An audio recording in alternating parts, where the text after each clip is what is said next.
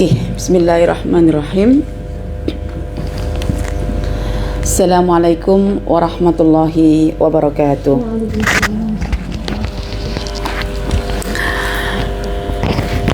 Innal hamdalillah nahmaduhu wa nasta'inuhu wa nastaghfiruh wa na'udzu billahi min shururi anfusina wa min sayyiati a'malina. May yahdihillahu fala mudilla lahu wa may yudlil fala hadiya lahu. Asyhadu an la ilaha illallah wa asyhadu anna Muhammadan abduhu wa rasuluh. Rabbi shrah li sadri wa yassir li amri wahlul 'uqdatam min lisani yafqahu qawli. Rabbi zidni ilman warzuqni fahman.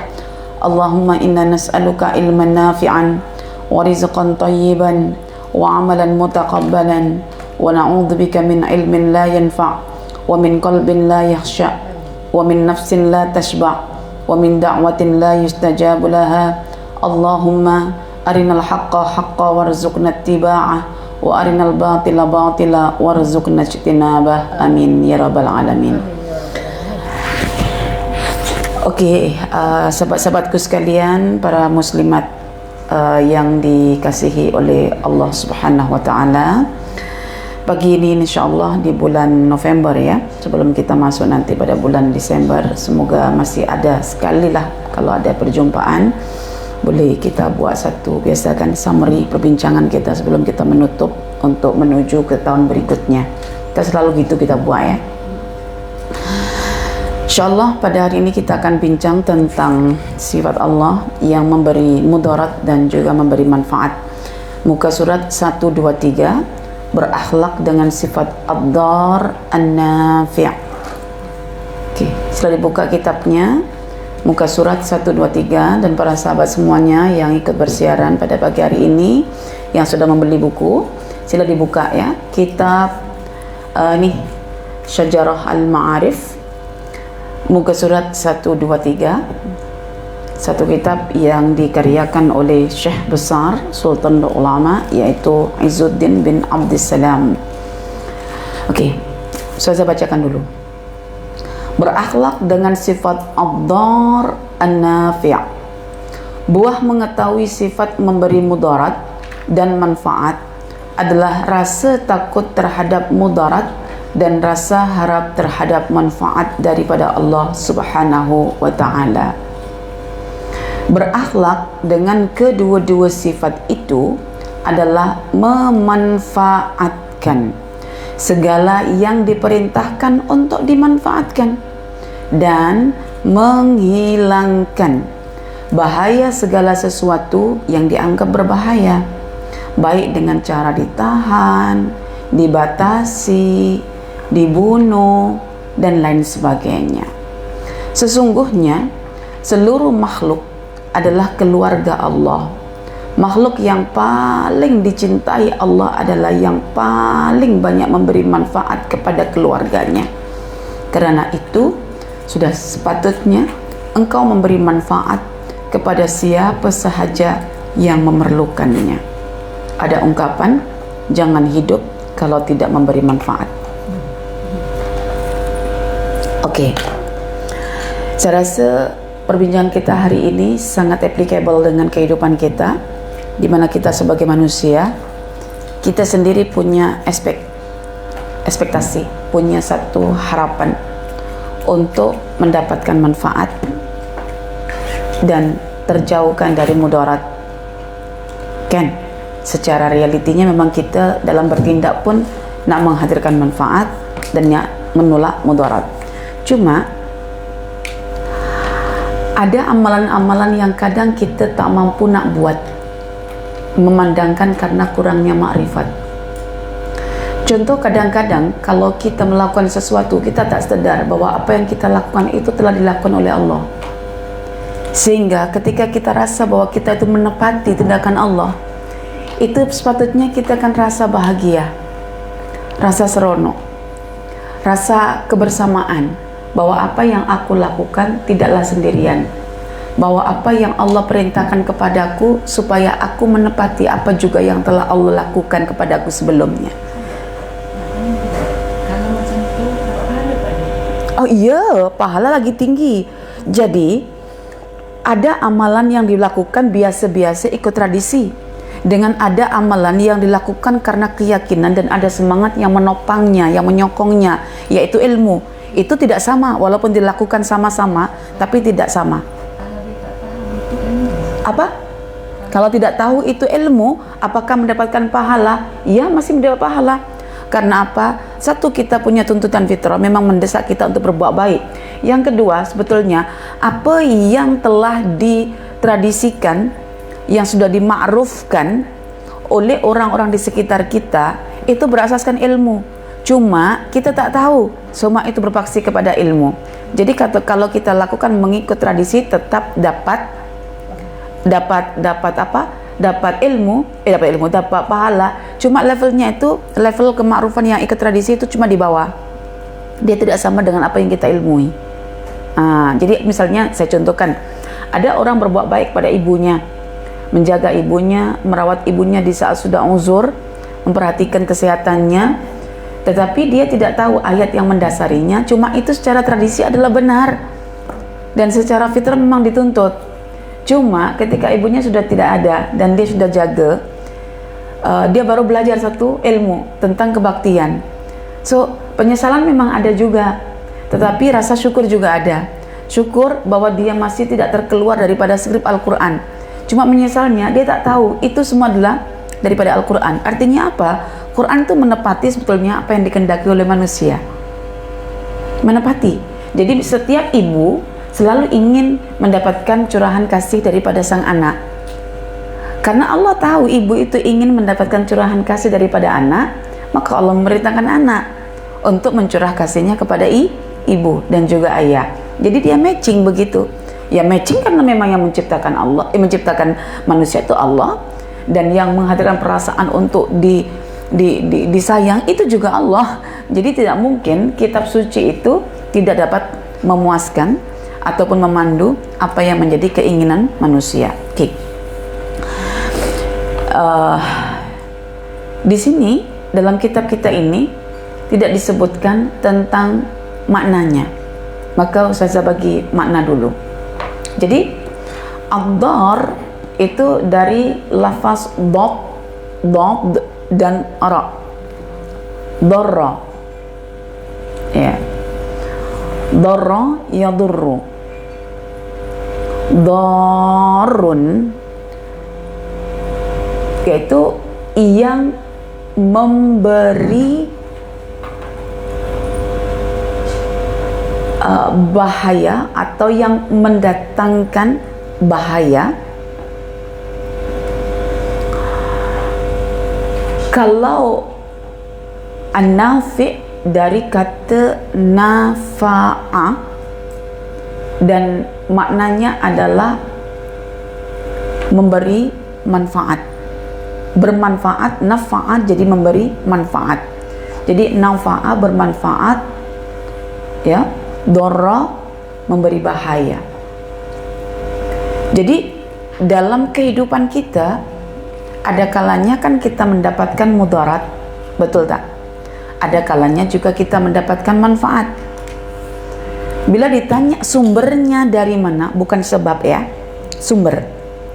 Bila ditanya sumbernya daripada mana, daripada Allah. Oke? Tapi kalau bertanyakan sebab, segala musibah yang dianggap buruk jika menimpa manusia, musibah sayyi'ah, itu disebabkan oleh perilaku manusia sendiri. Tetapi kalau ada musibah hasanah, musibah yang baik, jika ia terjadi, itu disebabkan karena Allah yang menghendaki. Artinya, setiap manusia ketika mana berusaha untuk menjadi hamba yang taat kepada Allah, maka dia memilih petunjuk yang disampaikan oleh para rasul. Lalu dengan petunjuk tersebut Allah bagi kekuatan untuk melaksanakan ketaatan. Maka dikatakan apa sahaja bentuk musibah yang baik faminallah, maka sebabnya adalah karena Allah. Tetapi apapun musibah yang buruk, jika terjadi, sebabnya bukan asalnya ya, sebabnya itu karena manusia ketika diberi petunjuk dan ada daya intelektual untuk memikirkan petunjuk itu benarnya, dalam hati dia mengakui kebenarannya, tetapi di lisan dia mengingkari dengan tidak mau mentaati Allah dan Rasulnya, maka ketika tertimpa satu musibah buruk akibat karena kemaksiatannya, maka Allah menisbahkan itu kepada perilaku manusia. Termasuk kalau banjir itu musibah, itu memang berasal daripada Allah. Mana boleh air meluap kalau Allah yang tidak melakukannya. Tetapi Allah nak mengajarkan pada manusia, ini adalah konsekuensi atas tindakan buruk kalian yang tidak menepati aturan Allah. Aturan Allah kan dalam Quran jelas, jika kamu sebagai pemimpin jangan melakukan istimta bil khalaq, yaitu jangan sebagai penikmat kedudukan. Jika kamu jadi pemimpin, jangan menjadi pembual kebatilan, ya. Al istimta bil khald itu sudah aturan daripada Al-Quran, tapi dilanggar. Yang mereka menjawab sebagai pemimpin yang diperbualkan tentang kebatilan dan menikmati kedudukan dengan harta-harta yang diamanahkan oleh rakyat. Nah, maka ketika terjadi ini, rakyat juga akan kena juga. Karena itu kita misalnya ingin mendapatkan manfaat, terhindar dari mudarat, pastikan kita memilih pemimpin itu yang benar. Dan syarat pemimpin itu dari ketika disuruh memilih pemimpin, kita mungkin akan tanya kualifikasi pemimpinan itu apa. Quran ada sebut. Nah, cuma karena kita saja yang tidak tahu bahaya orang di atas akan kena di bawah, itu akhirnya kita suka-suka saja dalam memilih. Coba tengok, perhatikan, kalau air sungai itu telah meluah, yang bagian bawah itu masih jernih, tapi bagian kepala airnya itu sudah keruh, maka yang menjadikan warna di bawah itu menjadi keruh karena apa? Karena atasan. Dan syarat pemimpin itu adalah kena ada satu pemikiran untuk mendatangkan manfaat kepada rakyatnya. Rakyat itu dari kata ra'iyah bahasa Arab itu, yang dipimpin, dan kena menjauhkan daripada mudarat. Oke? Kena dijauhkan daripada mudarat. Jadi kedua-dua itu adalah syarat sebetulnya bagi seorang pemimpin ketika memimpin rakyat. Orientasinya bukan keluarga dia, orientasinya adalah bagaimana rakyat itu menjadi seronok dan akan mendoakan dia. Maka kenapa seorang penguasa itu akan mendapatkan doa rakyatnya? Karena dia menyalurkan segala manfaat untuk rakyatnya dan menolak segala mudarat untuk rakyatnya. Contohlah misalnya kita masuk pada bulan 12 nih, bulan yang sangat dirisaukan oleh masyarakat sebetulnya dengan adanya hujan.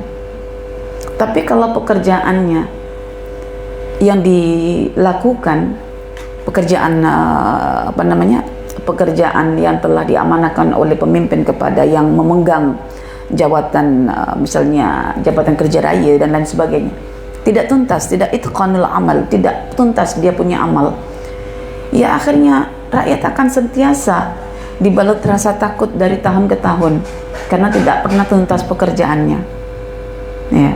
Kerja separuh, misalnya yang sumbat sungainya di sebelah sini sampai situ hanya separuh sungai saja yang diselesaikan. Jadi fik ekologi, fik persekitaran itu kena ada untuk membawa manfaat. Jadi yang pernah saya sampaikan itu, orang yang tidak mencintai, contoh ya, sungai, itu sebetulnya orang yang tak punya masa depan untuk mendapatkan surga.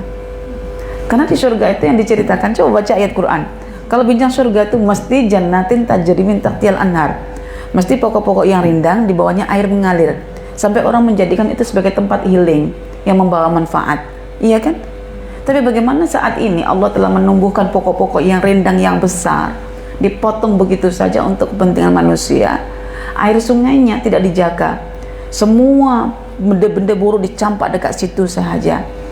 Itu maknanya masa depan dia itu masa depan yang tidak ada orientasi surga. Kalau misalnya ada orientasi surga, macam mana dia tak boleh menjadikan dunia sebagai previewnya? Kan begitu. Jadi justru ketika mata itu memandang pola air sungai yang mengalir, iya kan? Pola hujan yang turun dengan tertib, pola bulan yang berfasa-fasa, pola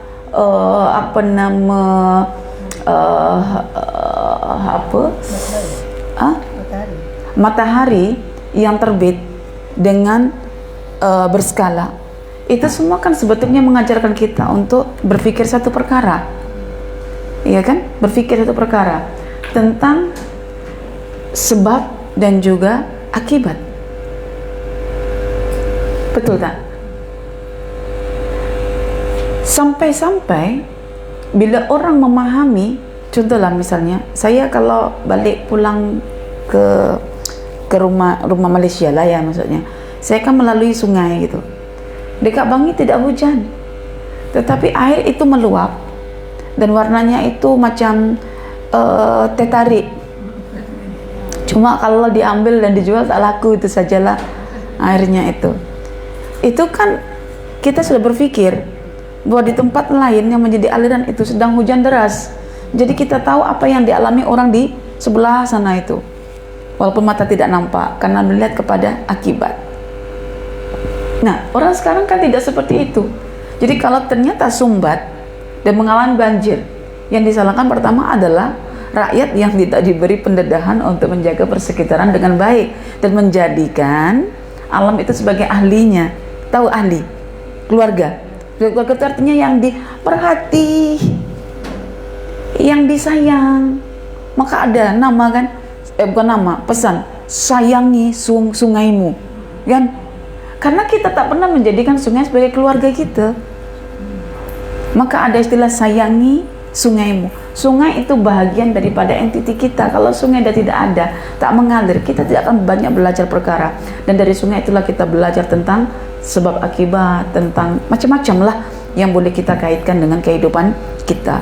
So, biarkan alam itu dengan aturan normalnya yang Allah tetapkan. Jika tidak normal itu ada yang dilakukan oleh manusia yang tak bertepatan dengan nas Al-Quran.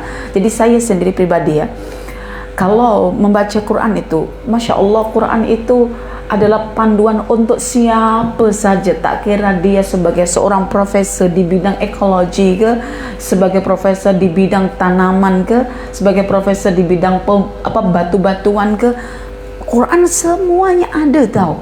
Dan ketika ada tuh ilmunya dibagi tahu Quran. Caranya kamu ingin tahu, kamu lakukan observasi dengan perhatikan pola-polanya, kamu akan jadi peneliti.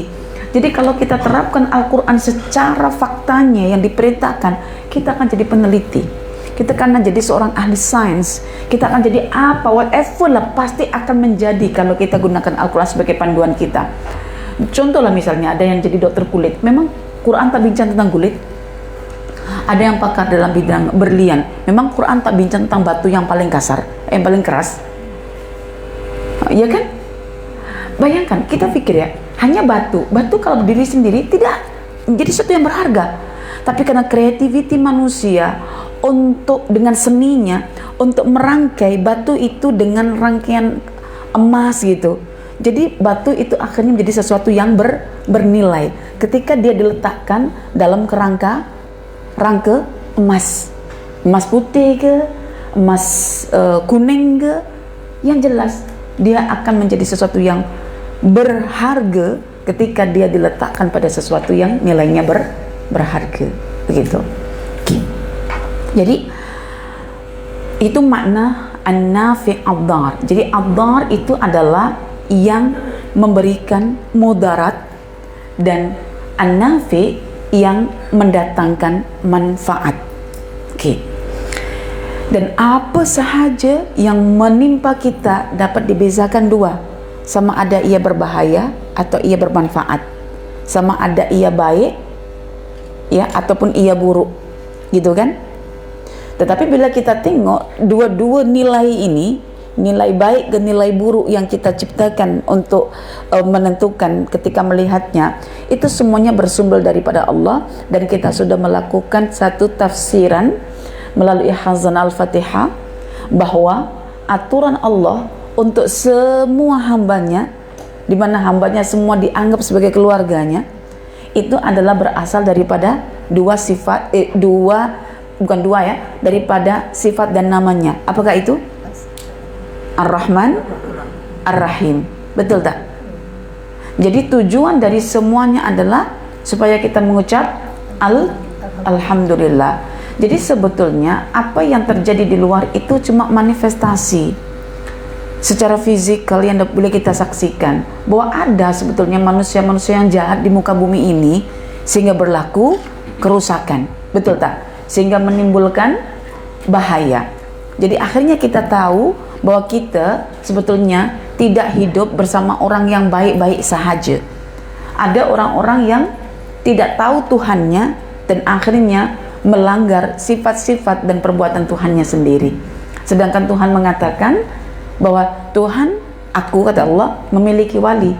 Inna awliya Allah, wali Allah itu sudah jelas disifati tenang, dia tidak pernah takut dan tidak pernah sedih, karena pekerjaannya sentiasa diperkaitkan dengan nama-nama Allah. Jadi tenang. Nah, tapi kalau pekerjaannya diperkaitkan dengan hawa dan nafsu, memanglah itu akan menciptakan satu ketakutan. Ketakutan itu ketika pekerjaan-pekerjaan mereka mulai diaudit. Pertama diaudit dulu oleh sistem di dunia, baru terakhir diaudit oleh Allah pada hari hisab. Kan? Oke. Jadi kadang-kadang kita hanya sibuk tentang pemaknaan. Allah itu memberi manfaat, Allah itu juga mendatangkan mudarat. Cuma kita kan tidak tahu hikmah, kenapa Allah mendatangkan manfaat dan kenapa Allah mendatangkan mudarat. Mudarat atau manfaat yang ditimpakan oleh Allah kepada manusia secara keseluruhan adalah selari dengan perbuatan mereka. Bukankah di dalam kaidah disebutkan al-jaza min jinsil amal, balasan itu pasti akan selari dengan perbuatan. Makanya setiap kita berbuat, kita kena ingat pembalasannya. Kadang pembalasan itu disegerakan Allah di dunia sebagai sebuah preview, supaya dengan preview itu membuat kita menahan diri untuk tidak melakukannya lagi. Karena apa saja yang ada di akhirat itu ketika hanya sebagai informasi dan tidak dipreviewkan secara nyata, orang tidak akan rasa benda itu. Contoh misalnya, ketika neraka dianggap sebagai kumpulan api yang menyala-nyala itu, maka Allah bagi preview di dunia, yaitu dengan adanya api.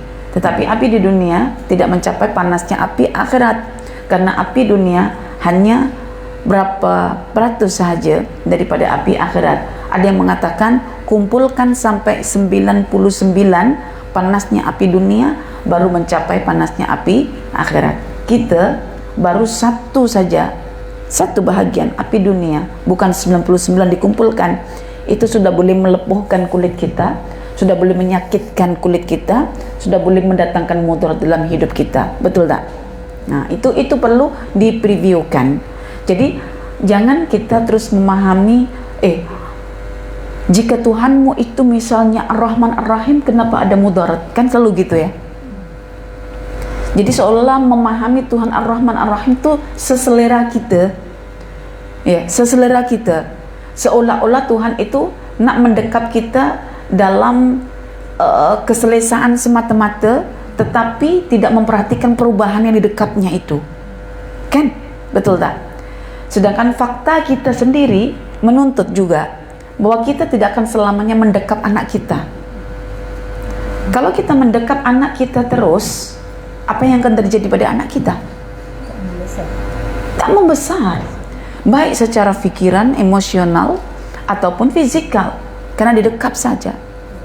Oke, pernah tak puan-puan misalnya melihat kenapa bunga ya, yang dikatakan bunga hiasan itu, kalau yang sifatnya dedaunan yang tidak menghasilkan bunga yang mekar, itu tak boleh dikenakan panas matahari, tetapi kena dalam teduhan dan suasananya dalam keadaan yang sangat nyaman, karena dia tidak akan menghasilkan bunga, tidak akan menghasilkan makanan yang sifatnya dapat diproses oleh tubuh badan kita yang maksudnya mengenyangkan.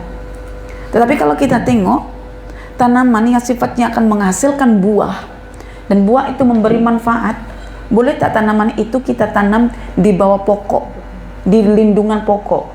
Ada tak orang tanam pokok kelapa misalnya, atau pokok kurma di sebalik rindengan pokok besar? Kan tidak. Atau pisang? Kan tidak.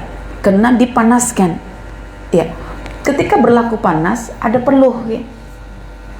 Memang terasa lah panas gitu. Oke. Dan bahkan boleh menjadikan terjadinya dehidrasi. Tetapi itulah cara Allah sebetulnya mengajar kepada kita bahwa apapun yang Allah bagi kat kita, walaupun itu kita anggap sebagai mudarat, ternyata itu adalah memberi manfaat juga. Dan betapa banyak obat itu dapat diambil daripada mudarat. Betapa banyak orang itu sedar hatinya dan kembali kepada Allah ketika tertimpa mudarat. Betapa anak-anak kita itu menjadi dewasa, matang dalam kehidupannya ketika kita sudah lepaskan dia untuk hidup berdikari. Jadi itu semuanya hanya memerlukan pemaknaan. Itu semuanya hanya memerlukan pola pikir yang sehat. Itu semua hanya memerlukan analisis yang sifatnya sebab akibat. Itu semua memerlukan pemerhatian tentang pola-pola kehidupan, bahwa di sebalik itu semua ada manfaat yang akan dihadirkan oleh Allah. Saya ingat perkataan Al-Balkhi itu. Beliau kata macam ini, ramai orang menganggap bahaya itu sebagai penyakit, tetapi sesungguhnya saya melihat ramai obat itu diambil daripada bahaya. Dan dalam satu fakta pernah terjadi di mana seorang wanita sudah mengalami kelumpuhan total, kaki tak boleh digunakan untuk memijak tanah dia. Dan ketika itu berlaku satu musibah besar, di mana entah apa itu, lebah itu tiba-tiba datang ke rumah itu, dan dia disengat total dari atas sampai bawah, semua lebah. Tetapi selepas itu dia sembuh daripada kelumpuhannya. Maknanya orang akan menghindari namanya sengatan lebah. Tetapi Allah menunjukkan pada sebuah fenomena, seorang perempuan, seorang wanita yang sudah berumur lah, maksudnya sudah dalam dekat 30-40 macam itu, duduk dalam kursi rodanya, dan cara Allah menyembuhkannya itu cuma didatangkan dia dengan cara sesuatu lah, mesti begini ya. Ketika ada mudarat yang Allah timpakan, ada orang yang boleh mendapatkan manfaat dari mudarat itu, ada orang yang memang akan dapat bahaya daripada mudarat itu karena ulah dia. Tapi yang tidak ini, dia mendapatkan manfaat. Hutan ditebang pokoknya, dan ketika itulah lebah yang ada pergi menuju rumah tersebut, dan ternyata itu menjadi obat. Selepas itu perempuan ini berazam untuk menjadi seorang dokter naturalis, dokter yang merawat orang melalui alam, karena dia mengalami sesuatu yang istilahnya bagi dia itu sangat miracle, di mana bahaya yang ramai orang sangkakan justru itu menjadi obat. Tetapi secara amnya itu, kalau kita perhati ya, segala bentuk bahaya itu selalu akan menjadi obat untuk hati kita agar kita sadar pada Allah. Tetapi segala bahaya itu tidak selalunya akan memberi manfaat untuk jasad kita. Ya, ada tertentu namanya, tak semua orang kan disengat lebah terus jadi sembuh gitu. Ada juga orang disengat masuk rumah sakit juga, hospital juga jadinya. Jadi itu adalah cara Allah sebetulnya nak mendatangkan. Makanya jenis-jenis musibah yang ditimpakan pada orang pun tidak sama, variatif, karena mengingat pada keadaan orang tersebut. Jadi itu tentang ad-dar an-nafi. Buah mengetahui sifat memberi mudarat dan memberi manfaat adalah rasa takut terhadap mudarat dan rasa harap terhadap manfaat. Oh, hikmah yang kedua Ustazah, rupanya ketika Allah itu disifati ad-dar yang memberi mudarat, an-nafi yang memberi manfaat, tujuannya adalah untuk menciptakan rasa takut dan harap. Rasa takut dan harap pada hati manusia. Bahkan Al-Imam Asy-Syafi'i mengatakan, dan diteruskan oleh Al-Ghazali, Al-Imam Al-Ghazali, bahwa syarat untuk beribadah kepada Allah itu mesti ada dua. Kena ada rasa takut dan kena ada rasa harap. Dua-dua kena hadir dalam satu kali. Contoh, time kita sholat, kena ada rasa takut daripada azab Allah dan kena ada rasa harap untuk masuk surga Allah. Nah, kalau kita berhadapan dengan ad-dar an-nafi, kita kena ada rasa takut terhadap mudarat yang akan Allah berikan. Karena apa? Karena itu sebagai satu preview bahwa kita sudah melakukan satu bentuk pelanggaran, dan kita juga akan berharap ya untuk mendapatkan manfaat dengan ditarik mudarat itu. Bila ditarik mudarat itu didatangkan manfaat. Jadi manfaat itu hanya mengiringi benda yang dianggap mudarat, seperti kelapangan itu akan mengiringi kesempitan, seperti kemudahan itu yang akan mengiringi kesusahan, seperti kecukupan itu akan mengiringi kemiskinan, seperti kepandaian itu yang akan mengiringi kebodohan. Jadi dia mesti ada satu proses, satu anjakan, bahwa ketika mana Allah itu berkuasa untuk menimpakan sesuatu yang berbahaya, maka kita akan rasa takut, ya Allah, aku berlindung diri kepadamu ya Allah daripada bahaya yang akan menimpa diriku. Ketika kita berasa berharap, hanya Tuhan yang kita recall, hanya Allah yang kita sandari, karena Allah lah yang menciptakan mudarat itu. Contoh, kenapa kalau kita mau tidur juga kita diminta untuk berdoa agar tidak disengat oleh kalajengking, ular dan lain sebagainya, yang hewan itu akan aktif ketika malam ya untuk menyengat. Mengapa kejahatan itu identik dengan waktu malam? Gelap. Karena kalau terang orang nampak, kalau gelap siapa yang nampak? So disitulah baru kita bersandar kepada Allah. Jadi segala sesuatu itu terjadi dengan izin Allah, dengan kuasa Allah. Tetapi kadang-kadang itu sebagai satu preview yang saya katakan tadi, supaya kita sadar bahwa ada perkara berbahaya yang lebih berbahaya yang kita hindari. Karena itu di dunia kita berlindung daripada bahaya dunia, dan di akhirat kita juga berlindung daripada bahaya akhirat. Jadi ketika misalnya Allah memberikan kita mudarat, so hati kita rasa berharap, ya Allah ya Tuhanku, tolong jangan engkau timpakan mudarat. Sekarang ini adalah satu masa ya di mana banyak sekali perkara-perkara buruk terjadi, dan dia sifatnya mendunia dan berganti-ganti tempat dan tidak pernah berhenti. Tidak seperti dulu kala yang masih boleh diukur bahaya yang sifatnya global itu, tapi sekarang itu macam sudah tidak ada sekatan, datang. Jadi tak sempat empati ke situ total, sudah datang lagi. Bahkan di kawasan kita sendiri, maksudnya di kawasan kita itu adalah mulai dari Indonesia, Thailand, Filipina, itu Vietnam, itu semuanya bertubi-tubi, bertalu-talu begitu datangnya mudarat itu.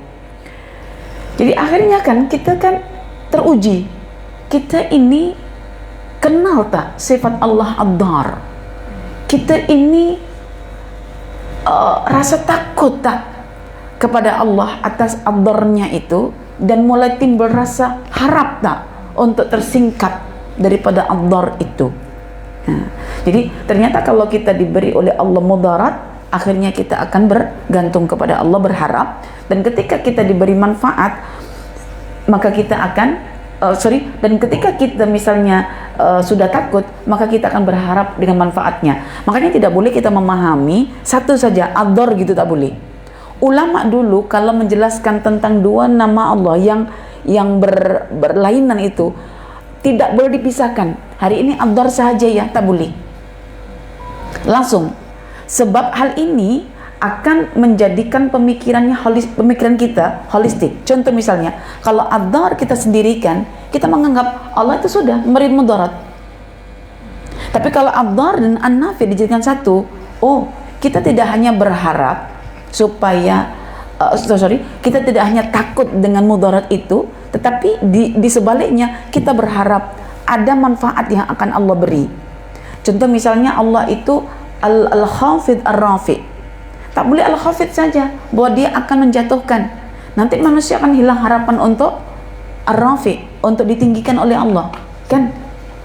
Misalnya lagi Allah itu Al-Mu'izz Al-Mudil. Tidak boleh kita melihat Allah itu hanya akan buat yang mu'izz saja. Satu ketika juga Allah akan mudil kepada kita. Tak boleh kita pahami mudil saja. Satu ketika juga Allah akan mu'izz kepada kita. Jadi artinya hidup ini akan mengalami sentiasa perubahan, tetapi bukan berhenti perubahan itu, terus berganti-ganti. Jadi tidak ada masa kita untuk maksudnya meratapi satu nasib seolah-olah tidak akan berubah. Orang kalau meratapi nasib itu kan dia menganggap nasib tak pernah berubah. Dan ketika nasib itu tak berubah, karena kita meratapi dan kita menganggap itu tak berubah. Padahal sifat-sifat Allah sendiri kalau kita faham itu, ada yang berdiri satu, ada yang dirangkaikan. Supaya kita faham, dia akan bertukar-tukar terus. Coba bayangkan kalau kita cuma takut saja, apa yang terjadi? Sakit jiwa kita. Tetapi kalau kita berharap, sehat jiwa kita, karena pada harapan itu ada kehidupan. 2 hari lepas mak saya telepon 3 kali, tapi saya tak angkat karena saya ternyata sedang dekat luar, saya tak dengar dekat beg itu bunyi.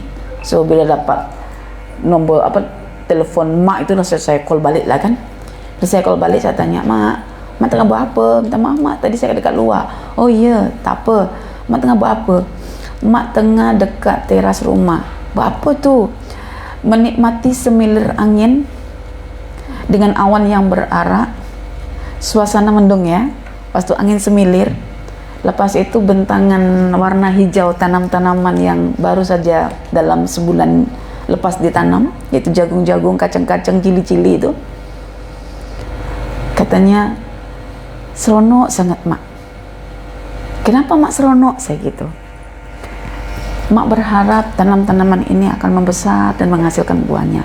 Itulah mak, saya kata, bahagia itu ketika kita ada harapan. Kalau diputuskan harapan, tak ada harapan, sekejap lagi dia mati. Itu memang sudah mati dah itu. Ya. Ketika sentiasa berinteraksi dengan tanaman, dia ada harapan. Dan ketika ada harapan itu, dia buat kerja mak itu. Cabut rumput, beli baja, upah orang untuk taburkan bajanya, sampai digiling semula itu baja-baja najis-najis daripada kambing dan lembu karena sudah kering kan, digiling semula dan dibasahkan untuk ditaburkan dekat tiap-tiap lubang tanaman itu. Jadi ketika ada harapan itu, karena sebelumnya telah dilakukan usaha itu yang membuat perkembangan pada tanaman, sehingga ketika dia duduk, dia menikmati. Allah hadirkan dulu awan, Allah hadirkan angin yang bertiup semilir, lepas itu matanya melihat hijaunya dengan tarian lemah gemulai tanam-tanaman itu ketika sudah berdaun tinggi kan. Jadi saya tanya, alhamdulillah mak bahagia ya? Mak bahagia, alhamdulillah mak kalau mak bahagia. Tapi saya masukkanlah pesan-pesan seperti itulah sebetulnya kita berharap kepada Allah, bahwa setiap amal kita berharap Allah akan berharap kepada Allah agar dikembangkan, tapi juga ada usaha untuk menjaganya. Lepas itu dia kata, tapi mak juga risau, kejap lagi tikus-tikus makanan, tikus-tikus tanaman, dia akan makanlah buah-buah itu.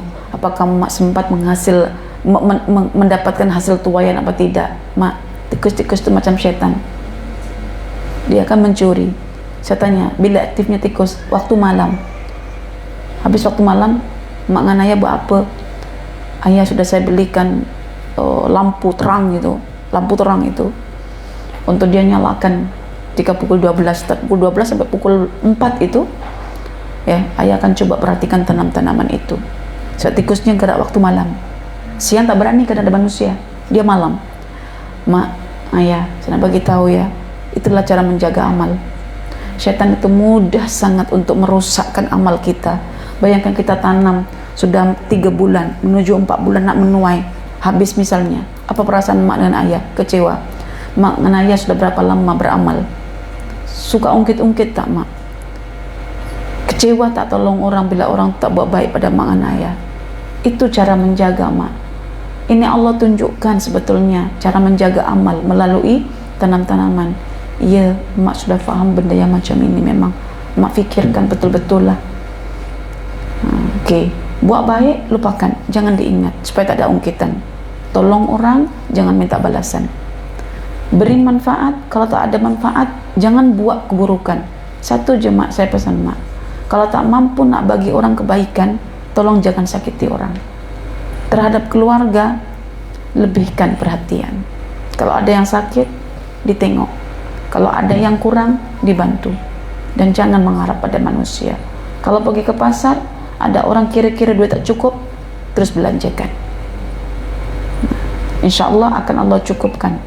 Cukup itu bukan karena mak punya harta banyak, tapi mak merasa kenyang walaupun hanya makan sekali. Mak senang hatinya walaupun tidak perlu dengan kemewahan yang lebih. Cukup dengan boleh melihat tanam-tanaman menghijau yang Allah hadirkan, mak bahagia. Itu yang dicari ramai orang di kota. Okey, dah perbincangan gitu, dah tenang, baru tanya kabar-kabar yang lain gitu kan. Terus tanya masak apa, makan apa, ya, masak apalah. Orang tua kan dah tak adalah nak minat sangat mak makan. Biasanya ayah cuma mau ditelurkan dada, didadarkan telur, kemudian sambal. Dah, itu pun sudah berkali-kali ayah kena repeat makan katanya. Lepas tu sayur-sayuran terung ke apa semua tinggal petik sendiri. Memang best lah kan. Alhamdulillah mak, hargai kehidupan ini. Jangan terlalu menyibuk dengan urusan orang lain, saya kata. Sibukkan dengan urusan diri sendiri. Mampu tolong mereka, tolong mereka. Jangan buat kejahatan, karena itu ihsan, saya kata. Okey, saya suka juga kalau beritahu ke ayah itu, kalau sudah cerita panjang-panjang tentang bagaimana cara dia untuk mengamankan tanaman gitu kan, masuk ke situ. Okey. Jadi perasaan takut dan perasaan harap itu mesti wujud sebagai ciri orang beriman dan ciri orang yang hidup ketika ada Tuhan namanya Ad-Dar An-Nafi'. Jadi apa-apa dalam situasi kita mesti akan menjangkakan ada mudarat. So segeralah kita berharap kepada Allah Subhanahu Wa Taala agar mudarat itu mendatangkan manfaat kepada kita. Mungkin bagi orang lain yang tak kenal Tuhan tetap mendatangkan mudarat, tapi bagi kita boleh mendatangkan manfaat. Okey. Berakhlak dengan kedua-dua sifat itu adalah memanfaatkan segala yang diperintahkan untuk dimanfaatkan dan menghilangkan segala bahaya yang patut untuk dihilangkan. Okey. Sekarang saya tanya dulu, memanfaatkan segala apa yang boleh untuk dimanfaatkan. Selama kita sebagai ciptaan Allah, tentunya Allah memberikan sesuatu kepada kita yang boleh kita manfaatkan. Ketika sesuatu itu boleh kita manfaatkan, itu namanya Allah memberi manfaat. Pertanyaannya adalah, sesuatu apakah yang diberikan oleh Allah kepada kita yang kita boleh manfaatkan? Coba, satu. Sesuatu apakah yang diciptakan oleh Allah kepada kita yang boleh kita manfaatkan? Nombor satu. Nombor dua, tangan. Ketiga, kelapangan masa. Keempat,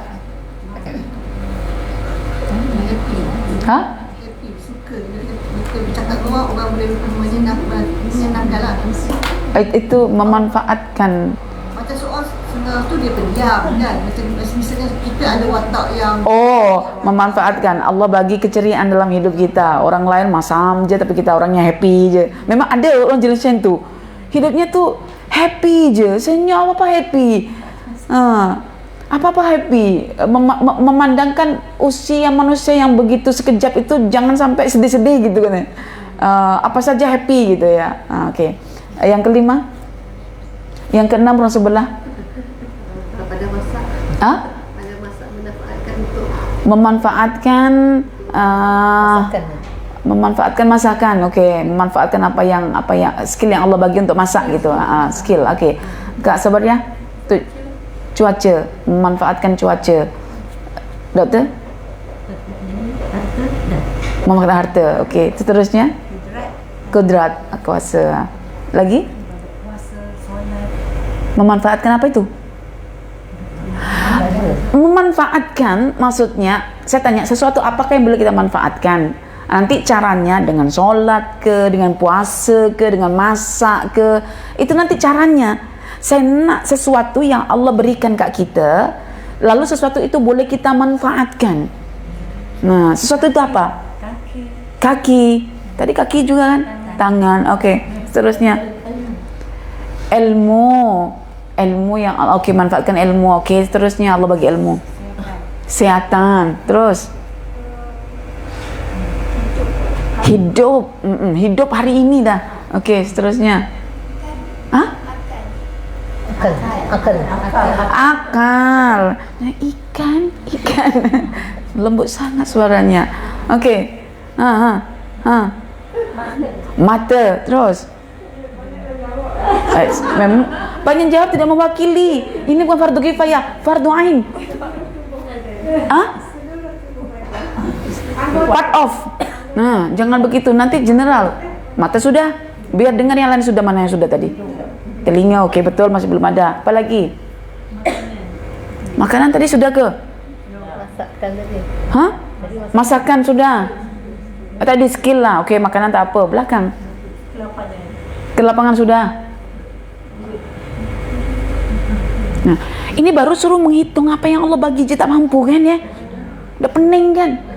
Pening karena mungkin kita kurang menghitung apa yang Allah bagi kat kita untuk kita manfaatkan. Kalau satu-satu itu sudah kita ketahui, lalu kita manfaatkan dalam bentuk praktikal, itu yang kita sibuk untuk beramal, sibuk bersyukur. Kalau tidak tahu, ya macam mana nak mensyukurinya, macam mana nak memanfaatkannya. Oke, Kak syukur, jangan diam-diam terus lepas begitu. Ada bahagiannya.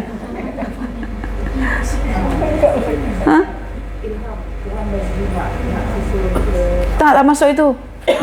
Jangan masuk ilham nanti malah nanti memanfaatkan ilham. Tak ada, ilham itu pemberian yang sifatnya kita tak inilah ya. Coba yang lain. Jari jemari. Kita yang konkret je lah tengok kan. Kak. Akal. Memberi bantuan tu maknanya kita memanfaatkan apa yang kita ada. Maksudnya sesuatu apa yang bersama kita yang boleh kita manfaatkan. Ini kalau BM memang gagal lah ini semuanya nih. Nah, saya nak detailkan yang belakang tu Datin. Apa?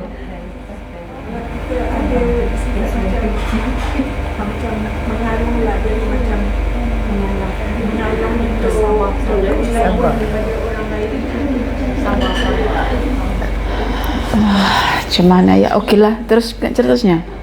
Yang kecil. Sesuatu apa yang ada dalam diri kita yang perlu untuk kita manfaatkan? Knowledge. Tadi sudah ada. Knowledge bahasa Inggrisnya, ilmu bahasa Melayunya, bahasa Arabnya. Nanti pengetahuan bahasa Melayu. Selain knowledge, kesabaran. Memanfaatkan kesabaran. Sabaran itu praktikal sebetulnya. Attitude ya. Sesuatu. Apa? Contohnya apa? Dari dia kan banyak. Kan ada panca indera. Mana satu? Memanfaatkan daya pembauan ya. Okey. Bukan untuk cium aroma orang lain yang tidak mahram kan. Okey, baik, dan lain-lain sebagainya. Okey. Ini baru sampel, belum kita masuk dalam spesifik. Okey. kenali satu-satu perkara yang ada pada diri masing-masing berkaitan dengan pemberian Allah yang boleh kita jadikan sebagai media untuk bersyukur. Itu udah penting lagi tuh. Makanya Allah kata wa in ta'uddu ni'matallahi la tuhsuha innal insana ladzalumun kafar. Engkau disuruh Allah untuk menghitung nikmat tuh tak mampu, karena itu manusia kebanyakannya adalah zalim dan kufur. So kita belajarlah melihat apa sebetulnya kenikmatan, bukan hanya kenikmatan, sesuatu yang Allah memang berikan pada kita yang boleh kita manfaatkan. Itu praktisnya. Jadi artinya kita tidak akan sibuk dengan orang lain buat apa ke aku ya, tapi apa yang aku nak kena buat untuk orang lain bagi memberikan manfaat dengan cara memanfaatkan apa yang kita ada. Kalau kita tidak ada sesuatu yang dapat kita manfaatkan, bagaimana nak kita bagi manfaat ke orang lain? Betul tak? Mesti Allah bagi sesuatu ke diri kita untuk kita manfaatkan. Dan Allah sendiri mengatakan, Rasulullah sendiri mengatakan dalam hadisnya, khairun nas anfa'uhum linnas. Sebaik-baik manusia itu siapa? Yang boleh memberi manfaat kepada orang lain. Oke, sekarang kita tanya, bagaimana cara kita nak memanfaatkan sesuatu yang telah Allah berikan ke kita? Nah, memanfaatkan itu maknanya menggunakan, menfungsikan semula sesuatu yang Allah bagi. Karena sesuatu yang Allah bagi itu ada fungsinya dan ada manfaatnya untuk kita memanfaatkan. Contoh paling simpel, kita tidak perlu melihat kepada di luar diri kita. Kalau di luar di sini nanti ada harta, ada handphone, ada macam-macam, kan? Ke diri kita saja dulu fokus dekat sini. Belum lagi di sekitar kita. Ke diri kita dulu saja. Tapi jauh-jauh. Mulai sini, pendengaran, lalu penglihatan, lalu pengucapan, lalu penciuman, lalu penyentuhan, sentuhan kulit ya, sentuhan. Belum lagi dengan organnya ya, yang di luar, kakinya bergerak, tentunya sudah ada tapaknya ya, dengan jemarinya, tangannya, kan? Kalau masuk di sini sudah jantungnya, dadanya, sini dah perutnya, dekat bawah lagi sudah kemaluannya. Itu perasaan tak diaturkan semua oleh Allah dalam Al-Quran, cara memanfaatkannya ya, cara memanfaatkannya dan diaturkan oleh Allah semua ya. Manfaatkanlah apa sahaja yang telah Allah ciptakan untuk dirimu, baru untuk orang lain. Manfaatkan. Contoh misalnya kita memanfaatkan perut kita. Perut kita karena kita manfaatkan ketika tahu fungsinya. Bahwa perut kita memang akan diberi oleh Allah satu daya, satu kekuatan untuk bukan daya ya, bukan kekuatan, satu dorongan. Dorongan untuk merasakan lapar dan merasakan kenyang. Nah, ketika lapar, maka kita akan ingin mengenyangkan perut kita. Betul tak? Ketika kita ingin mengenyangkan perut kita, disitulah kita akan memanfaatkan segala apa yang telah Allah ciptakan, seperti tangan kita, mata kita, kaki kita, semuanya untuk bergerak, masuk ke dapur, memasak. Memasak itu tak perlu skill. Memasak itu cukup punya dorongan lapar.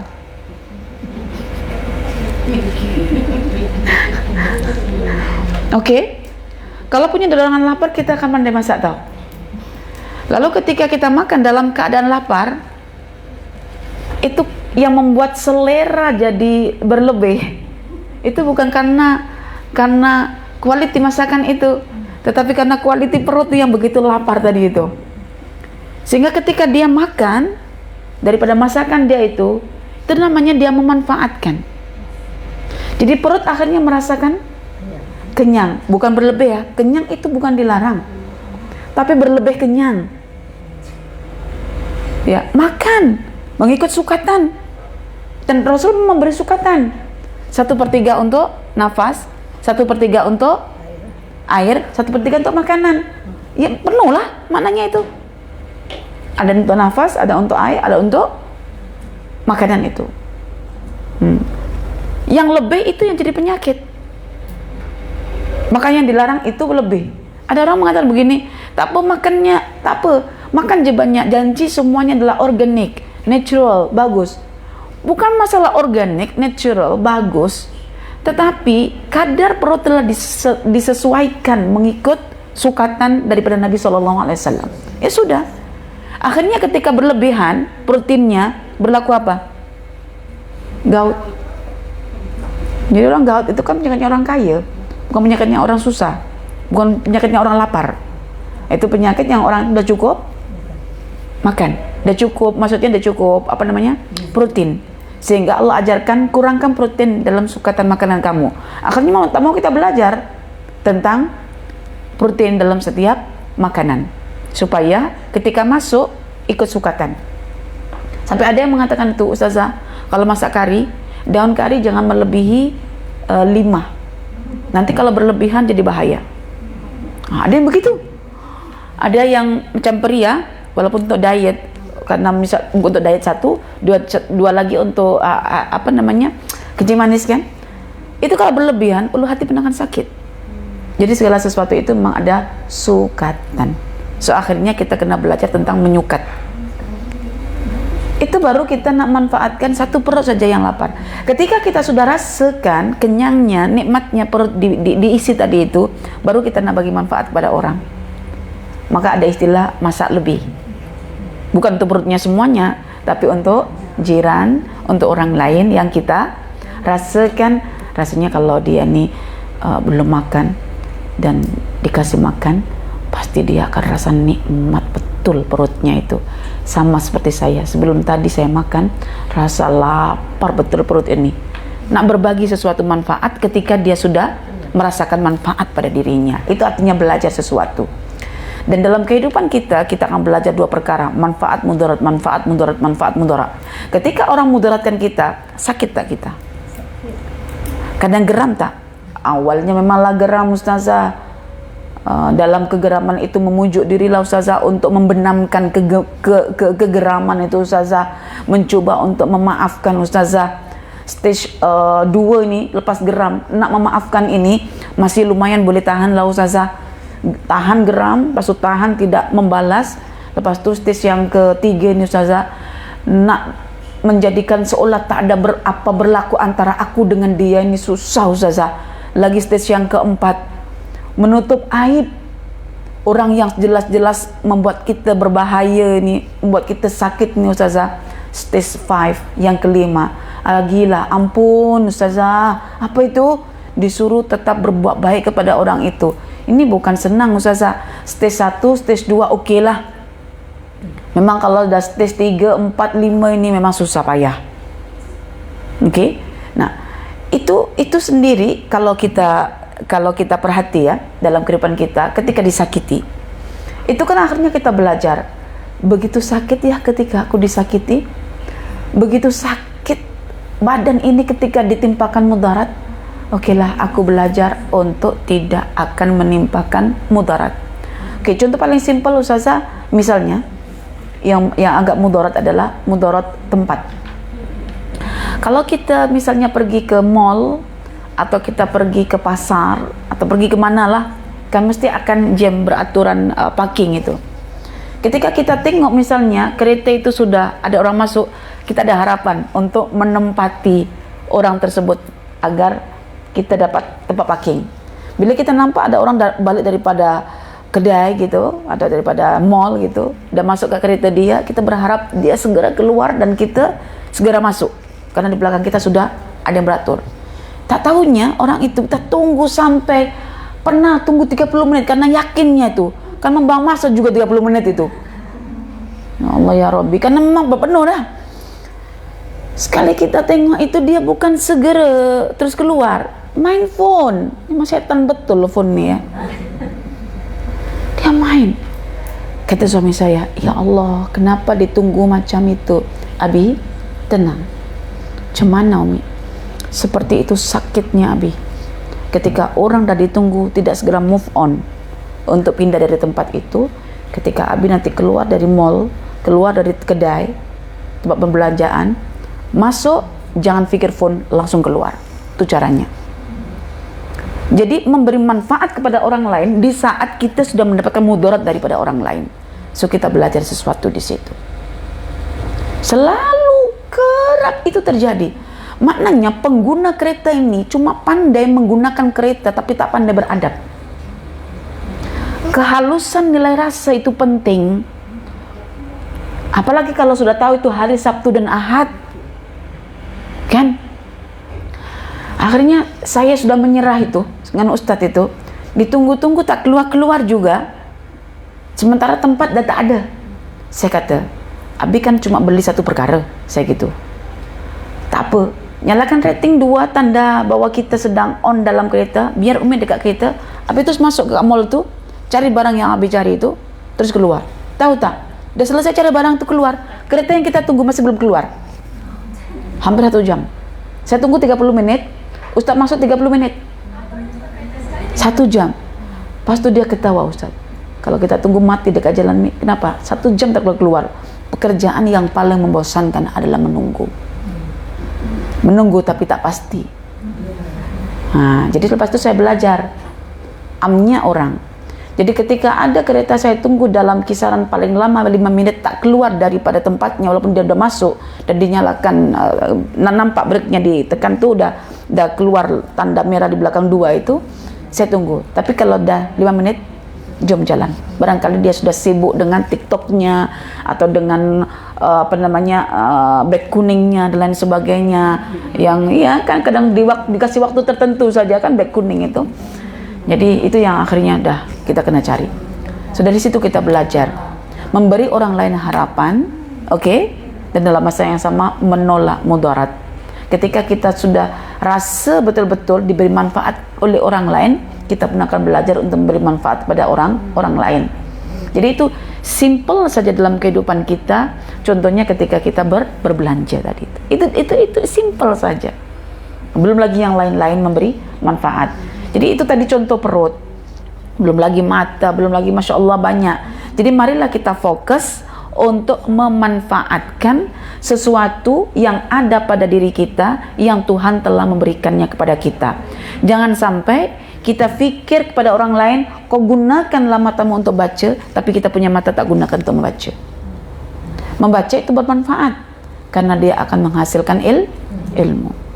Berilmu itu bermanfaat karena dia akan menghasilkan petunjuk kepada orang lain, khususnya diri kita sendiri, baru kepada orang lain. Jadi manfaatkan. Pastinya homeworknya adalah cari apa saja pada diri kita yang boleh kita manfaatkan. Kalau di luar kita, contohnya saya simpel adalah memanfaatkan tanah yang telah Allah berikan dengan menanam. Jangan dibagi tanah oleh Allah ditutup dengan tile semuanya. Kenapa Ustazah? Malas nak bersihkan, nak cabut rumput, malas nak panggil tukang potong rumput. Bukan main Ustazah, 1 bulan boleh bayar 100 ringgit untuk sekali potong rumput. Itu macam orang dah main saham Ustazah. Jadi manfaatkan apa yang Allah bagi itu. Dimanfaatkan. Diberi oleh Allah rumah, manfaatkan rumah itu. Bukan digunakan untuk bergaduh je. Gaduh dengan anak, gaduh dengan bini, gaduh dengan suami, gaduh dengan mak, gaduh dengan ayah, gaduh dengan bibi, gaduh dengan cucu. Manfaatkan. Manfaatkan. Apa yang ada itu dimanfaatkan. Bukan kita dilarang memiliki sesuatu, tetapi dilarang untuk tidak memanfaatkan sesuatu yang kita miliki. Contoh, ya Allah ya Tuhanku, aku ingin punya anak. Manfaatkan anak itu. Tapi jahat betul lah Ustazah ibu memanfaatkan anak. Begini puan-puan, anak itu didesain oleh Tuhan memang untuk memberi manfaat kat kita dunia akhirat. Cara memanfaatkan anak bagi pendidikan, nanti besarnya dia akan memberikan manfaat untuk kita. Itu cara memanfaatkan anak. Manfaatkan parent, karena di kaki parent lah, khususnya ibu, kita mendapatkan surga. Caranya gimana memanfaatkannya Ustazah? Buat benda baik kat dia, nanti dia akan bagi surga kat kita. Jadi manfaatkan apa yang ada. Biasanya orang yang tak mau memanfaatkan itu orang yang tak mau susah, dan akhirnya malas lah Ustazah. kalau manfaatkan tanah, walaupun sekarang kera misalnya, naklah perhatikan, nak beli benih, nak lagi gaul campur dengan tanah-tanah yang boleh support tanah ini, boleh keluarkan tanaman, tumbuhkan tanaman. Lepas tu nak perhatikan, nak siramnya ustazah, nak bajanya ustazah, nak ini nak itu. Kita karena belum lagi memanfaatkan, maka Allah takkan pernah bagi rasa kat kita betapa nikmatnya ketika kita mampu memanfaatkan apa yang telah Allah bagi. Memanfaatkan hati untuk berfikir, untuk menganalisa, untuk memperhati, itu luar biasa puan-puan nikmatnya. Dan tidak akan dirasakan oleh orang yang tidak mau memanfaatkan. Pening amat, bodoh amat, susah amat. Nah, itu istilah-istilah mereka. Coba manfaatkan. Sampai saya kadang-kadang heran juga, ada orang itu punya intuisi seni gitu, dia manfaatkan bakat seni yang Allah bagi. Biasanya ini anak-anak yang disleksia, yang punya 3D, kemampuan melihat 3 dimensi itu, dia boleh memanfaatkan kemampuan yang Allah bagi itu dalam bentuk misalnya lukisan alam, dalam bentuk ialah handcraft, dalam bentuk sesuatu yang kadang-kadang orang lain yang tidak punya itu kan, bosan amat kau ini, tak ada kerja lain ke, kau tak ada apa ke. Kalau semua didesain sama pekerjaannya, sama dia punya orientasinya, Allah itu bukan al-mubdi yang mengadakan manusia dengan kepelbagaian. Makanya kan ada istilah-istilah orang cop dirinya, aku ni dislek, aku ni HD apa? Itu. Aku ini apa lagi? Autism. Aku ini apa lagi? Itu kan Allah al-mubdi yang mempelbagaikan. Tapi di sebalik itu Allah bagi sesuatu yang boleh dimanfaatkan. Ketika mereka memanfaatkan potensi yang Allah bagi kepada mereka yang tidak sama misalnya, maka akan menghasilkan manfaat yang berbagai. Jadi dunia diliputi oleh kepelbagaian. Ya. Dan akhirnya dunia itu indah dengan warna-warninya. Termasuk warna-warni manusianya yang pelbagai. Karena itu saya tidak pernah menuntut perempuan ya memiliki kemampuan yang sama, ya, memiliki passion dalam keduniaan yang sama, tidak. Tapi saya memang berharap punya halat tuju akhirat yang sama, punya Tuhan yang sama, punya pola fikir tentang ketuhanan yang sama, walaupun akan dimanifestasikan dalam bentuk ragam activity yang berbeza. Jadi ada orang yang cenderung bisnis, biar dia bisnis. Yang penting orientasinya adalah akhirat. Kalau ada orang punya kecenderungan itu ilmu saja, tak apa dia menuntut ilmu, yang penting orientasinya akhirat. Nanti antara ahli ilmu dengan ahli dunia ini, maksudnya ahli ilmu dengan yang bisnis nih, saling join, pahalanya pun sama. Yang penting fardu ainnya tetap dijalankan dah. Jangan sampai begini, aku tak paham akhirat apa jadi aku punya dunia lalu aku bantu alim ulama, tak boleh. Kena punya pola fikir akhirat yang sama, yang fardu ain kena sama semuanya, yang tidak dapat digantikan pada orang lain itu kena ada, ya. Tetapi cara memanifestasikan pemikiran yang sama tadi itu boleh beragam, boleh berbeza. Karena itu tak boleh kita nak tuntut semua orang sama. Tapi intinya satu, akhirat yang mendominasi pikirannya, yaitu berjumpa Allah, dan dipandang bahwa sisi ini dalam Quran ada, orang lain tak ambil, tapi saya ambil karena passion saya dekat sini, ambil. Karena itu kita tak boleh nak suruh orang semua pandai bercakap, tak boleh suruh semua orang pandai berbisnis, tak boleh suruh nak semua orang pandai boleh menjaga kesehatannya dengan maksimum gitu, ya. Kita masing-masing akan melihat kelebihan yang Allah berikan dan kita manfaatkan apa yang Allah lebihkan pada diri kita itu, sehingga tidak berlaku namanya jealous, karena orientasinya semua sama akhirat, cuma saling cover, bantu membantu. Contoh di sini misalnya Ustazah fokus misalnya dengan passion yang Allah bagi, mungkin karena terbiasa dari kecil ya suka memperhatikan pola alam itu, jadi mungkin suka berpikir yang sifatnya terstruktur, misalnya kronologik begitu. Ustazah gunakan cara itu ketika memahami Quran misalnya. Oke, tapi Ustazah kan tak punya rumah besar, kan? Ustazah kan tak punya surau. Nah, ternyata ada hamba Allah yang punya surau pribadi lagi, menjemput saya.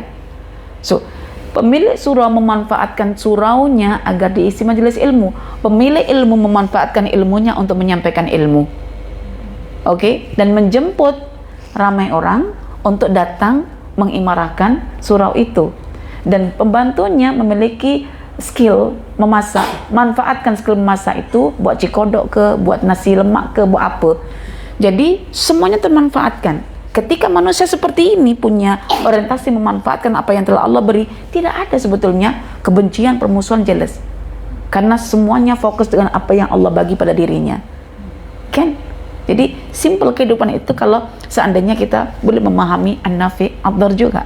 Macam al-muqaddim, al-muakhir. Tapi ingat, kena difahami semua nama-nama Allah itu. Oke.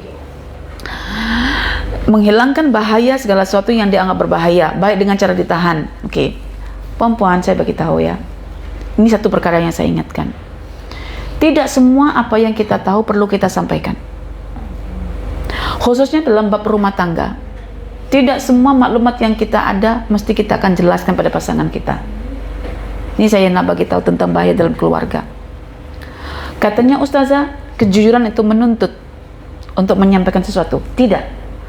Berpasangan menuntut adanya kejujuran, tapi kejujuran tidak menuntut semua yang dia saksikan, semua yang dia ada pengetahuan dia sampaikan. Tetapi setiap menyampaikan mesti apa yang ia tahu, mesti apa yang dia ada maklumat, tetapi tidak semuanya perlu disampaikan. Jadi kita akan melihat tipikal orang-orang di sekitar kita dalam rumah, pada pasangan kita contohnya. Contoh, dia lagi ada masalah dekat luar, kita teriya-iya untuk menjaga kejujuran sampai kita akhirnya bercerita sesuatu yang membuat dia akhirnya marah. Marah itu kan mudarat. Jadi ada kalanya sesuatu itu perlu kita tahan, perlu kita simpan, biar kita yang tahu. Karena agama tidak menuntut semua yang kamu tahu mesti kamu sampaikan. Ya, ilmu saja tidak semua yang kita tahu akan kita sampaikan. Tetapi pastikan apa yang kita sampaikan itu yang kita tahu. Nah, dalam berumah tangga juga begitu. Ada bahaya sebetulnya yang kita tak sadar. Atas dasar maksudnya ketidaktahuan kita mencoba untuk jujur dalam segala hal, tidak semestinya. Ya. Kenapa Ustazah? Contoh misalnya, kita punya ibu. Yang ibu kita itu sangat halus perasaannya. Ya, dan sangat berkira dalam segala sesuatu, maksudnya segala sesuatu diperhitungkan. Kalau misalnya seorang anak laki mengalami satu kerugian dalam bisnisnya, dia tak perlu menceritakan kepada ibunya. Nanti ibunya akan buat perkiraan tadi itu, dan boleh membuat dia stres. Jadi kita sebagai istri misalnya akan bagi tahu, wahai suamiku, tidak semua yang kamu tahu kamu sampaikan kepada ibumu. Kita kena tengok apakah ketika kita memberikan tahu beneran itu jadi mudarat atau tidak. Kita tahan sampai tiba masanya, atau mungkin sampai kita mati pun dia tak tahu benda itu. Nah, itu bukan bermakna tidak jujur, tetapi kecerdasan menuntut untuk tidak menyampaikan. Bila misalnya ibu baru tahu rupanya kamu rugi ya, kenapa kamu tak cerita kepada ibu? Kita akan sampaikan, Bu, tidak semuanya apa yang saya tahu akan saya sampaikan. Saya sayang ibu. Ibu tak perlu pikir tentang kerugian apa yang aku hadapi. Ibu cukup mendoakan saya. Mana perkara baik, aku akan share kepada ibu. Perkara buruk yang dalam kapasiti ibu boleh terima, saya akan share. Tapi yang ibu tak boleh terima, maka saya tidak akan bagi tahu. Jadi kalau begitu, kita tahu di mana tempatnya kita. Tapi dengan ibu ni suka bercerita, saya suka cerita. Nah, kalau dengan ibu suka bercerita, itu perempuan. Ini contoh lelaki tadi kan. Kalau lelaki mana suka cerita sama ibu? Dia tak suka cerita. Lelaki hanya cerita pada istrinya, untuk kemudian istrinya cerita pada ibunya. Misalnya Ustaz cerita kat saya, nanti saya akan pas kepada ibu ustadz gitu. Itu kebanyakan. Tetapi kalau sudah difahami tentang angka 40 tahun, anak laki memang akan lepas. Kenapa anak laki susah lepas? Karena belum memahami angka 40 tahun. Lepas angka 40 tahun dalam Quran dibincangkan, saya rasa akan berubah anak laki itu, tidak macam dulu. Dia akan mendekati ibunya. Ya? Oke.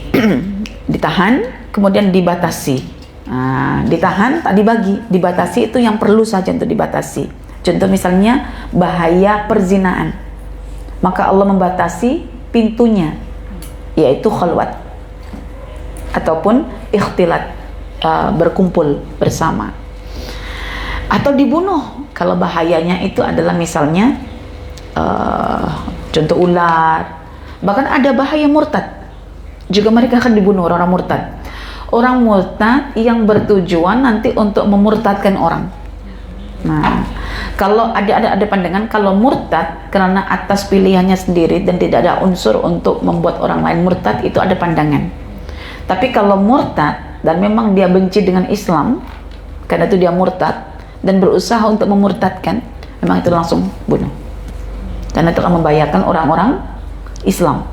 Kenapa? Dia punya pengalaman dalam Islam, so dia akan gunakan itu untuk memurtadkan. Dan itu namanya khain, pengkhianat. Biasanya kan begitu caranya.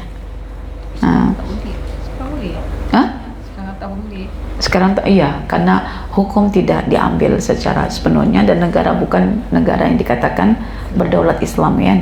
Jadi memang satu ketika kita akan merindukan sistem itu, dan insya Allah Allah akan bagi nanti pada akhir zaman, tepatnya ketika Al-Mahdi sudah diutuskan oleh Allah Subhanahu wa Ta'ala. Oke. Kemudian kalau dibunuh itu sudah tahu ya, kalau hewan-hewan yang layak dibunuh itu apa saja kan sudah tahu itu ya, termasuk skorpion itu dibunuh. Sesungguhnya seluruh makhluk adalah keluarga Allah. Nih kena kita paham bahwasanya semua makhluk yang diciptakan oleh Allah itu diibaratkan laksana keluarganya Allah. So kita kena paham keluarga itu apa maknanya. Ada perhatian, ada curahan kasih sayang, ada kefahaman, ada kepedulian. Itu namanya keluarga. Contohlah, kepedulian saya, kefahaman saya, kasih sayang saya, perhatian saya tentu akan mencurah lebih kepada mak ayah, anak-anak saya, kemudian saudara saya, kan keluarga. Tapi orang lain tuh saya beri curahan kasih tidak seperti mereka. So, mengapa Allah menganggap semua makhluknya itu adalah keluarganya? Karena Allah tak ada istri, karena Allah tak ada anak. Itu yang kenapa doktrin Trinity ataupun kita katakan Allah itu punya anak, Allah itu punya istri kan, Allah itu maksudnya ada keluarga yang sifatnya itu ada anak, ada istri. Nanti kalau Allah punya anak, kita ini jadinya apa? Tak diperhatikan oleh Tuhan, dia akan perhatikan anak dia kan. Kalau Allah punya istri, sibuk perhatikan anak, sibuk perhatikan istri, sibuk dengan anak istri, lalu jadinya macam mana? Kita tak akan diperhatikan Tuhan, karena Tuhan tak punya anak, tak punya istri. Maknanya Tuhan itu Esa. So Allah yang Esa inilah yang menjadikan seluruh makhluknya laksana keluarganya.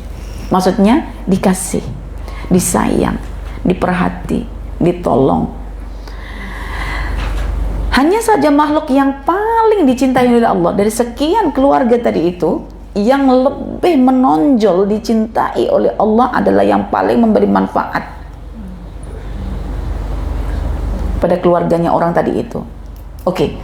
Contohlah misalnya saya punya anak 10 dan dengan suami satu lah ya, punya anak 10. Maksudnya saya tak kawin lagi, suami meninggal kawin lagi, nanti dicampur lagi anaknya jadi 10, 5 gitu, bukan.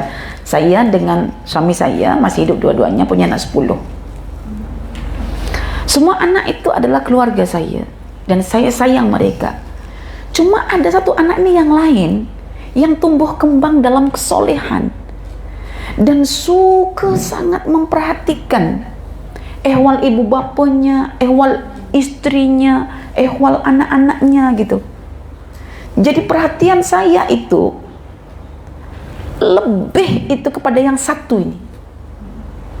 Sebab yang 1, 2, 3, 4, 5 misalnya, contoh anak itu yang ke-6, kemudian 7, 8, 9, 10, itu rumah tangganya porak-poranda, dengan istrinya tidak baik, atau ada yang baik-baik biasa, atau kurang baik, dengan anak-anaknya kurang tanggung jawab sangat, dengan ibu bapaknya kandung sendiri pun kurang perhatian, tak ada masa gitu kan. Jujurnya mata kita akan melihat yang kemana? Jadi jujurnya Tuhan akan lihat kemana nih dari sekian hamba-hambanya. Maka kena tampil dari sekian banyak makhluknya itu, kita tampil nampak ke atas di pandangan Tuhan, bukan di pandangan manusia. Jadi Allah melihat, oh ini tampil lebih tinggi nih, dan setiap apa yang saya bagi dimanfaatkan untuk dirinya dan untuk orang di sekitarnya.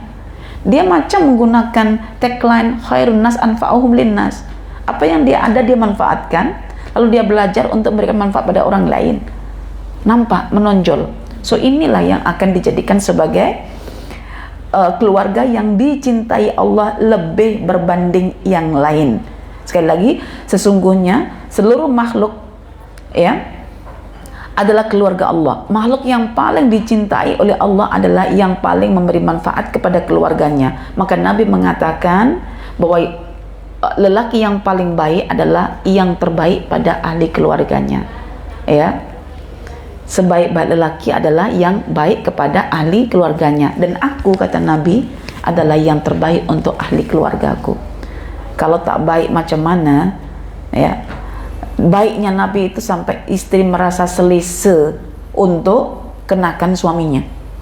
Nah, kalau istri sudah selesa nak kenakan suami itu, maknanya suami itu terlalu baik. Kalau istri masih takut nak kenakan suami itu, maknanya suaminya itu masih otoriter. Nah, makanya Hafsah, Aisyah itu berani dengan Nabi, karena Nabi terlalu baik kepada mereka. Ya. Karena itu sepatutnya engkau memberi manfaat kepada siapa saja yang memerlukannya. Karena itu praktisnya sekarang adalah perempuan semuanya perhatikan semula apa yang dah Allah bagi kat kita, manfaatkan untuk diri kita, dan belajarlah untuk memanfaatkannya bagi orang lain. Belajar dulu kat diri. Kenapa perlu diri? Perlu rasa nikmatnya itu. Bila rasa nikmat baru kita beranalogi. Aku jadi rasa nikmat ketika aku makan. Apatah lagi orang lain yang lapar, misalnya aku bagi makan, mestinya nikmatnya itu seperti mana apa yang aku rasa. So kalau sudah ada rasa-rasa begini, itu namanya adab. Adab adalah kehalusan rasa untuk melakukan sesuatu yang layak dilakukan dan meninggalkan sesuatu yang tidak layak untuk dilakukan. Itu namanya adab. Ya, nilai rasa yang sangat tinggi, yang sangat halus karena memerlukan kemahiran beranalogi. Itu namanya adab. Dan Nabi diadabkan oleh Allah sehingga nilai rasanya begitu tinggi kepada sahabat-sahabatnya. Wallahu a'lam. Oke, itu saja daripada Ustazah. Semoga bermanfaat. Mari bersegera untuk memanfaatkan apa saja yang telah Allah berikan kepada kita. Semoga Allah membantu kita dan menjadikan kita termasuk hamba-hamba yang menerapkan nama ataupun sifat An-Nafi, Ad-Dar atau Ad-Dar An-Nafi. Wallahu a'lam. Aku qauli hadza wa astaghfirullah li wa lakum. Subhanakallahumma bihamdika asyhadu an la ilaha illa anta astaghfiruka wa atubu ilaik. Walhamdulillahi rabbil alamin. Wassalamualaikum warahmatullahi wabarakatuh.